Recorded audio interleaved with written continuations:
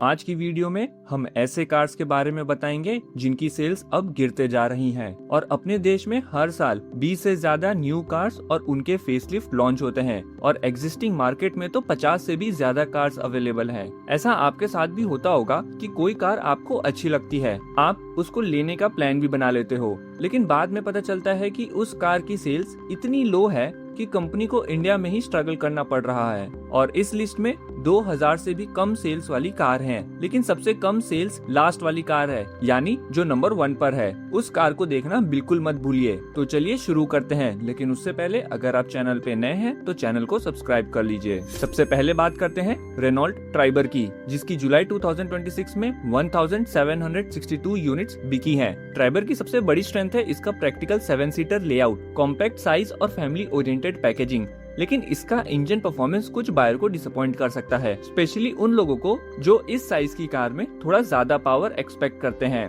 इसके बाद 18th number पर आती है टाटा कर्व, जिसका जुलाई में 1697 यूनिट्स बिकी है। कर्व का डिजाइन डेफिनेटली डिफरेंट है और रोड पर ये नॉर्मल एसयूवी से अलग नजर आती है, लेकिन एक अट्रैक्टिव डिजाइन का मतलब ये नहीं होता कि बायर्स शोरूम से निकलते वक्त ही कार बुक करेंगे। यहाँ price positioning, competition, overall buyers confidence काफी इंपॉर्टेंट हो जाता है। मतलब कर्व अटेंशन तो ग्रैब कर सकती है, लेकिन जुलाई के सेल्स नंबर ये बता रहे हैं कि अटेंशन को एक्चुअल सेल्स में कन्वर्ट करना अभी भी चैलेंज है। 17th नंबर पर है निसान टेक्टॉन। इसने जुलाई में 1670 यूनिट्स की सेल्स रिकॉर्ड की है, लेकिन यहाँ नंबर से भी ज्यादा इंटरेस्टिंग है कि इसका लॉन्च टाइम। टेक्टॉन 9 जुलाई को लॉन्च हुई थी, मतलब जुलाई का ये figure actually full month sales नहीं है। सिर्फ अराउंड 20 दिन में 1670 यूनिट्स का नंबर इंटरेस्टिंग स्टार्टिंग रिस्पॉन्स दिखाता है।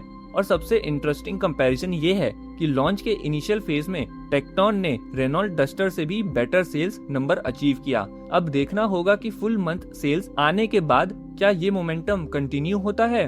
16th नंबर पे निसान की एक और कार मैग्नाइट की जुलाई सेल्स रही 1462 यूनिट्स। मैग्नाइट ने निसान को इंडियन मास मार्केट में एक स्ट्रॉन्ग एंट्री देने में हेल्प की थी, लेकिन अब मार्केट का कंपटीशन काफी एग्रेसिव हो चुका है। कॉम्पिटिटर्स नए डिजाइन, नए फीचर और अपडेटेड प्रोडक्ट्स के साथ कंटिन्यूअसली बायर्स का अटेंशन ग्रैब कर रहे हैं। ऐसे में अगर किसी प्रोडक्ट को रेगुलर अपडेट नहीं मिलती तो बायर्स का इंटरेस्ट ग्रेजुअली दूसरे कार की तरफ शिफ्ट हो सकता है। और इंटरेस्टिंगली इस लिस्ट में निसान का नाम सिर्फ एक बार नहीं आ रहा। 15th पर है टाटा सफारी। इसने 1453 यूनिट्स की सेल्स रिकॉर्ड की है। सफारी का नाम इंडियन मार्केट में एक टाइम पर लार्ज फैमिली एसयूवी के साथ स्ट्रॉन्गली एसोसिएट था, लेकिन आज बायर्स के पास इस सेगमेंट में काफी ज्यादा ऑप्शंस है और सफारी ईवी भी मार्केट के लिए एक इम्पोर्टेंट प्रोडक्ट बन सकती है अगर इलेक्ट्रिक वर्जन बायर्स को अट्रैक्ट करता है। तो सफारी की ओवरऑल डिमांड को एक फ्रेश पुश मिल सकता है, लेकिन अभी भी नंबर्स क्लियरली दिखा रहे हैं कि एग्जिस्टिंग सफारी को मार्केट में स्ट्रॉन्ग कंपटीशन फेस करना पड़ रहा है।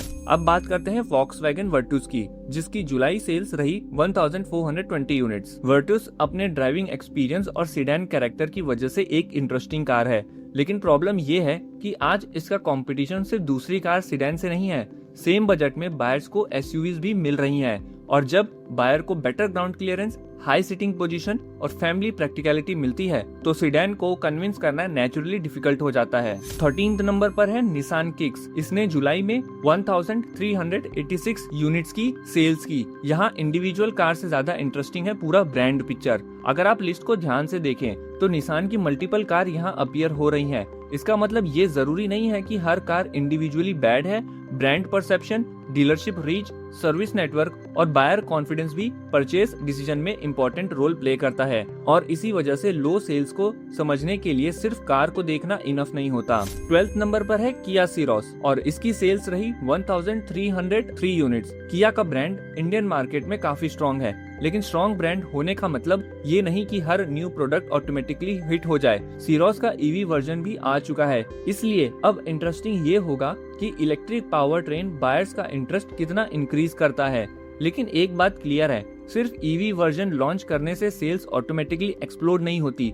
प्राइस, पोजीशनिंग और कंपटीशन इक्वली इम्पोर्टेंट है। 11th पे है वॉक्सवैगन टाइगून। इसने जुलाई में 1225 यूनिट्स की सेल्स रिकॉर्ड करी। टाइगून का फेसलिफ्ट भी आ चुका है, लेकिन सेल्स अभी भी 1200 यूनिट के रेंज में है। यहाँ वॉक्सवैगन के लिए चैलेंज सिर्फ प्रोडक्ट का नहीं है, इंडियन मास मार्केट में ब्रांड को स्ट्रॉन्ग बायर्स पुल क्रिएट करना भी इक्वली इम्पोर्टेंट है। और फनी थिंग ये है कि एक तरफ टाइगून है और दूसरी तरफ वर्टुस, दोनों कार एक ही ब्रांड से है, लेकिन आज भी बायर्स का डिसीजन काफी हद तक इस बात पर डिपेंड करता है कि वो सीडान चाहता है या एसयूवी। अब हम 1000 यूनिट बैरियर के नीचे आ गए हैं और 10th नंबर पर है स्कोडा स्लाविया। इसकी सेल्स सिर्फ 993 यूनिट्स रही। स्लाविया एक कैपेबल सीडान है, लेकिन Indian sedan market already pressure में है। आज बायर को इसी बजट के आसपास एसयूवी मिल सकती है, जिसमें हायर ग्राउंड क्लियरेंस और मोर अपराइट सिटिंग मिलता है। इसी वजह से सीडान बायर का पूल ग्रेजुअली स्मॉलर होता जा रहा है। और अब लिस्ट में एक और इंटरेस्टिंग ट्रेंड सामने आने वाला है। 9th नंबर पर है होंडई एल्केजार। इसकी जुलाई सेल्स रही 862 यूनिट्स। ये नंबर थोड़ा सरप्राइजिंग है क्योंकि होंडई का ब्रांड रिकॉल और डीलरशिप नेटवर्क दोनों स्ट्रॉन्ग है, लेकिन फैमिली एसयूवी सेगमेंट में कंपटीशन अब बहुत इंटेंस हो चुका है। आज सिर्फ 6 या 7 सीट होना इनफ नहीं है। Buyer price, feature, comfort, mileage, maintenance और रीसेल सब कुछ कंपेयर करता है, और जब ऑप्शन इतना ज्यादा हो जाता है तो एस्टैब्लिश्ड ब्रांड की कार भी लो सेल्स जोन में आ सकती है। 8th नंबर पर है स्कोडा कुशैक। इसकी जुलाई सेल्स रही सिर्फ 833 यूनिट्स। इसका फेसलिफ्ट भी रिसेंटली आया था और नेचुरली एक्सपेक्टेशन थी कि रिफ्रेश्ड मॉडल सेल्स को पुश करेगी, लेकिन अभी नंबर्स में कोई मैसिव जंप नजर नहीं आ रहा, और यही ऑटोमोटिव मार्केट की हार्श रियलिटी है। फेसलिफ्ट बायर का अटेंशन अट्रैक्ट कर सकती है, लेकिन सिर्फ फेसलिफ्ट से मार्केट की फंडामेंटल प्रेफरेंस नहीं बदलती। अगर बायर्स एसयूवीज के अंदर भी दूसरे ऑप्शन को प्रीफर कर रहे हैं तो सिर्फ अपडेटेड स्टाइलिंग इनफ नहीं होगा। 7th नंबर पर है टाटा टिगोर। इसने जुलाई में 758 यूनिट्स की सेल्स रिकॉर्ड की है। टिगोर का फेसलिफ्ट आने वाला है, लेकिन यहाँ भी एक्सपेक्टेशन रियलिस्टिक रखनी होगी। अगर फेसलिफ्ट के बाद सेल्स इंप्रूव होती है तो डेफिनेटली पॉजिटिव साइन होगा, लेकिन 758 से डायरेक्ट मैसिव कमबैक एक्सपेक्ट करना थोड़ा एग्रेसिव होगा, क्योंकि टिगोर की प्रॉब्लम सिर्फ प्रोडक्ट अपडेट की नहीं, सीडान सेगमेंट का ओवरऑल प्रेशर भी काफी स्ट्रॉन्ग है और नेक्स्ट कार इस ट्रेंड को और क्लियर कर देगी। नंबर 6 पोजीशन पर है होंडई वर्ना। इसकी जुलाई सेल्स रही सिर्फ 737 यूनिट्स और अब तक की लिस्ट में एक क्लियर पैटर्न दिख रहा है। वर्टिस, स्लाविया, टिगोर और अब वर्ना, डिफरेंट ब्रांड की मल्टीपल सीडान लो सेल्स लिस्ट में आ रही है। इसका मतलब ये नहीं कि ये कार सडनली खराब हो गई हैं। प्रॉब्लम शायद ये है कि इंडियन बायर्स की प्रेफरेंस ही चेंज हो रही है।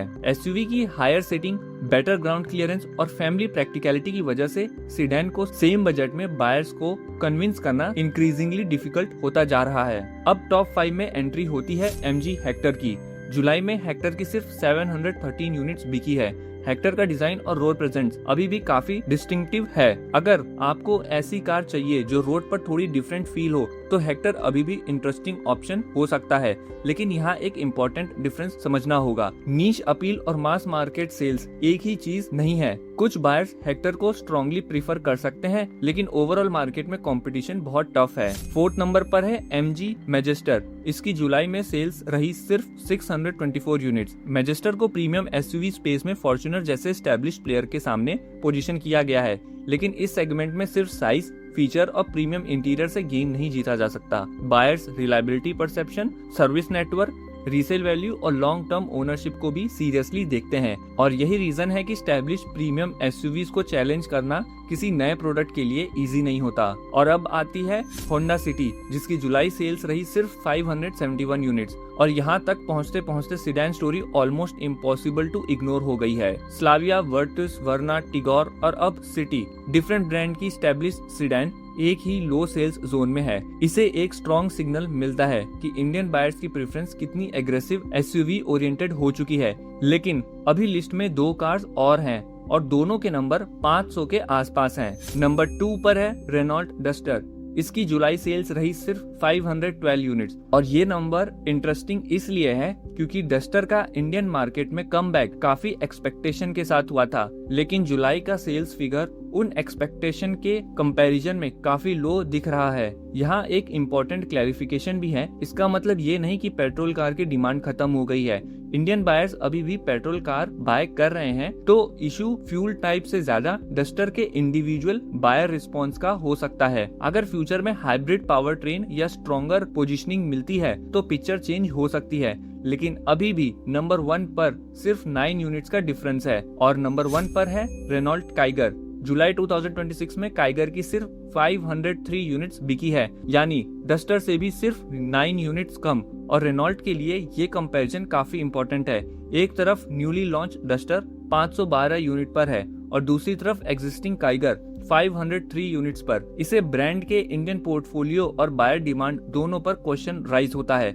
लेकिन एक बात याद रखनी चाहिए, लो सेल्स का मतलब ऑटोमेटिकली बैड कार नहीं होता। प्रोडक्ट अच्छा हो सकता है, लेकिन अगर बायर प्रेफरेंस, कंपोजिशन, प्राइसिंग या ब्रांड पोजीशनिंग उसके फेवर में नहीं है तो सेल्स लो हो सकती है। और जुलाई 2026 की ये लिस्ट एग्जैक्टली वही स्टोरी दिखा रही है। तो जुलाई 2026 की इन 19 लो सेलिंग कार से एक चीज काफी क्लियर है, Indian car market rapidly change हो रही है। सेडान प्रेशर में है, एस्टेब्लिश्ड ब्रांड्स भी स्ट्रगल कर सकते हैं और सिर्फ फेसलिफ्ट या strong brand name sales guarantee नहीं करते। अगर आप कार बाय करने वाले हैं तो सिर्फ ये मत देखिए कि कार आपको पर्सनली अच्छी लग रही है या नहीं, ये भी देखिए कि मार्केट उस कार को कैसे रिस्पॉन्ड कर रहा है, उसका ब्रांड इंडिया में कितना स्ट्रॉन्ग है और लॉन्ग टर्म में सर्विस और रीसेल का क्या सीन हो सकता है। आपको इन 19 कार में से सबसे सरप्राइजिंग नाम कौन सा लगा, कमेंट में जरूर बताइए। और अगर आप कार खरीदने से पहले ऐसे रियल सेल्स डेटा और मार्केट एनालिसिस देखना चाहते हैं तो चैनल को सब्सक्राइब कर लीजिए। मिलते हैं आपसे एक अगले वीडियो में। Thanks for watching.